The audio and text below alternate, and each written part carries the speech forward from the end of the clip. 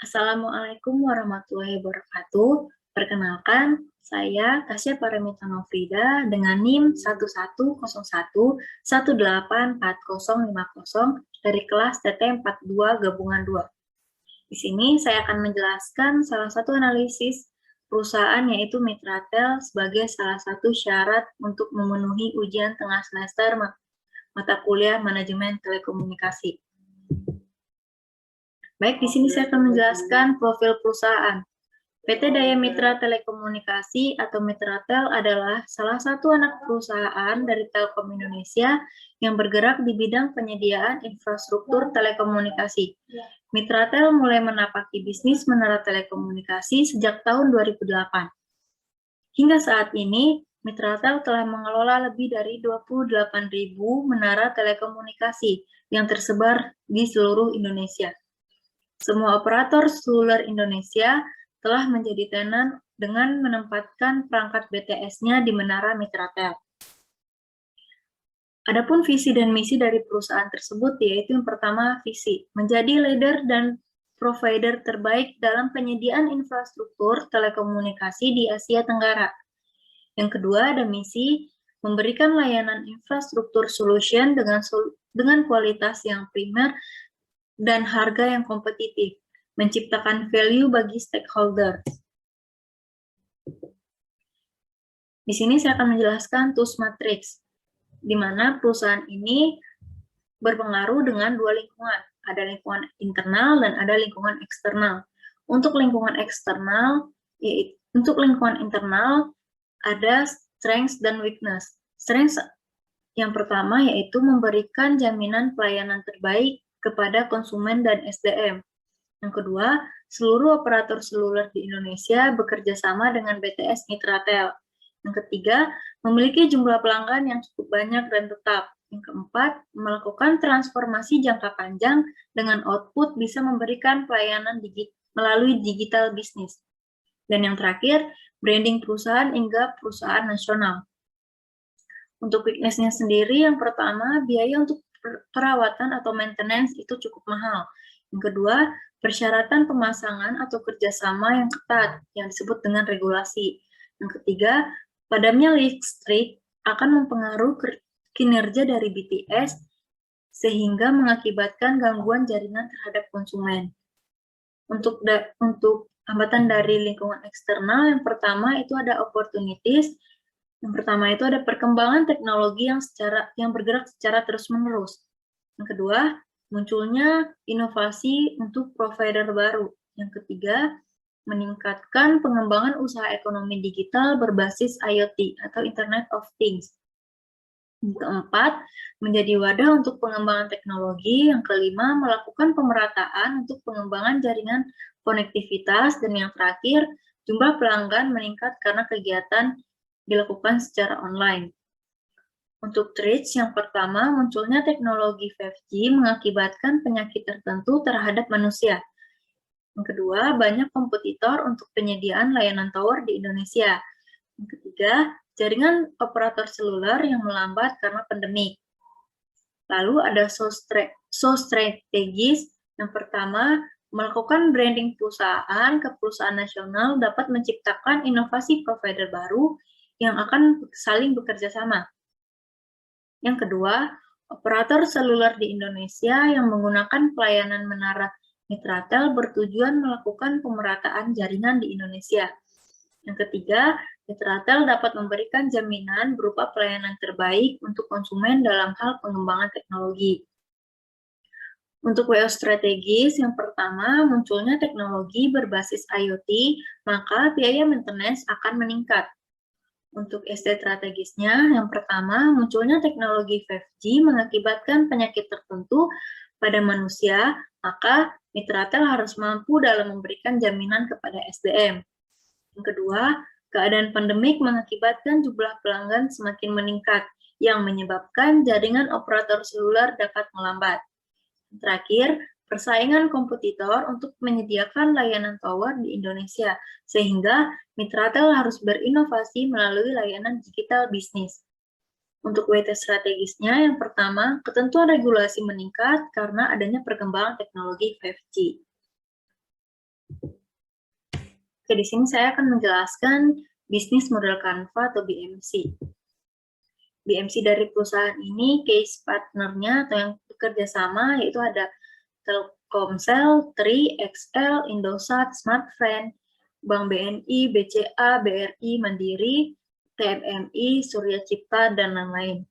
Untuk case activities, yang pertama penyewaan menara atau tower BTS, yang kedua project solution, yang ketiga managed service, yang keempat digital service, yang kelima build to suit, yang keenam colocation, yang ketujuh resellers dan PAK. Untuk case resource, yang pertama ada tower, yang kedua SDM yang berkompeten sesuai dengan bidangnya, yang ketiga listrik yang memadai dan backupan listrik, yang keempat marketing management, yang kelima keselamatan kerja SDM. Untuk case proposition, yang pertama coverage yang luas, yang kedua kualitas jaringan, yang ketiga jaminan layanan service, yang keempat kualitas layanan. Lalu ada customer relationship, yang pertama pelayanan yang bagus, yang kedua jaminan pelayanan service, yang ketiga kontak person, yang kelima kontak service. Untuk channelnya, yang pertama ada website, yang kedua kantor mitra tel, yang ketiga business to business, yang keempat ada berita. Untuk customer segment, yang pertama itu ada enterprise, yang kedua wholesale, yang ketiga ULO. Untuk cost structure, yang pertama biaya pembuatan tower, kedua biaya maintenance tower, yang ketiga training cost, yang keempat gaji untuk SDM. Lalu ada revenue streams, yang pertama penyewaan tower, yang kedua penyediaan layanan digital, yang ketiga project solution, yang keempat manajemen service, dan yang kelima digital service. Nah, untuk BMC dari inovasi yang saya berikan, yaitu ada di bagian point key activities, yaitu penyediaan layanan yang mendukung teknologi IoT. Karena apa? Karena untuk perkembangan teknologi sekarang sudah banyak kegiatan-kegiatan yang didukung oleh IoT. Maka dari itu, PT Mitratel atau Daya Mitra Telekomunikasi harus mampu untuk melakukan penyediaan demi mendukung untuk perkembangan teknologi tersebut. Yang kedua, case resource, yaitu meningkatkan branding perusahaan. Karena dengan adanya branding perusahaan yang semakin meningkat, maka perusahaan tersebut banyak dikenal oleh kalangan-kalangan yang membutuhkan. Yang ketiga, customer relationship, yaitu ada reward. Reward diberikan kepada customer agar menjadi salah satu daya tarik untuk customer tetap bekerja sama dengan perusahaan-perusahaan yang bersangkutan. Yang terakhir ada channels, yaitu sosial media. Dengan perkembangan sosial media, di mana setiap orang pasti akan menggunakan sosial media, maka dari itu perusahaan Daya Mitra Telekomunikasi harus mengupdate atau melakukan segala bentuk berita atau solusi-solusi yang akan diberikan melalui sosial media. Yang kedua, bot atau live chat support. Bot atau live chat support ini sangat dibutuhkan bagi customer untuk memenuhi kebutuhan-kebutuhan atau layanan servis, layanan pemasangan baru, sehingga customer tidak harus langsung datang ke kantor Mitratel. Lalu yang selanjutnya ada external factor evaluation atau IFE matrix. Yang pertama itu opportunities atau peluang. Poin 1, bisa melaksanakan pemerataan untuk pengembangan jaringan konektivitas dengan bobot 0,25, nilai 3, bobot dan nilai terakhir itu 0,75. Poin 2, jumlah pelanggan bertambah sebab aktivitas dicoba secara online dengan bobot 0,25, nilai 3, nilai akhir 0,75.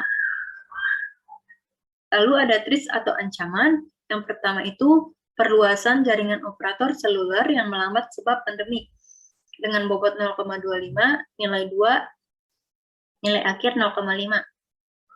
Poin 2, banyaknya kompetitor dalam penyediaan layanan menara di Indonesia dengan bobot 0,25, nilai 2, nilai akhir 0,5, maka total nilai 2,5. Selanjutnya ada external factor evaluation atau IFE matrix, yaitu ada opportunities atau peluang. Yang pertama itu dapat dapat melakukan pemerataan untuk pengembangan jaringan koneksi dengan bobot 0,19, nilai 4, nilai akhir 0,76. Poin 2 menjadi wadah dalam pengembangan teknologi dengan bobot 0,15, nilai 3, bobot nilai akhir 0,45. Poin 3, meningkatkan pengembangan usaha ekonomi digital berbasis IoT dengan bobot 0,135, nilai 4, nilai akhir 0,54. Poin 4, jumlah pelanggan meningkat karena kegiatan dilakukan secara online. Bobot 0,125, nilai 3, nilai akhir 0,375. Untuk ancaman yang pertama itu ada ekspansi jaringan operator seluler yang melambat karena pandemik dengan bobot 0,13, nilai 2, nilai akhir 0,26. Poin 2, banyaknya kompetitor dalam penyediaan layanan tower di Indonesia dengan bobot 0,15, nilai 3, dan bobot akhir 0,45. Poin 3, munculnya teknologi 5G mengakibatkan penyakit tertentu pada manusia dengan bobot 0,12, nilai 3, nilai akhir 0,36. Maka total bobot sama dengan 1 dan nilai akhir 3,195. Sekian presentasi dari saya. Bila ada kesalahan mohon dimaafkan. Wabillahi taufiq wal hidayah. Wassalamualaikum warahmatullahi wabarakatuh.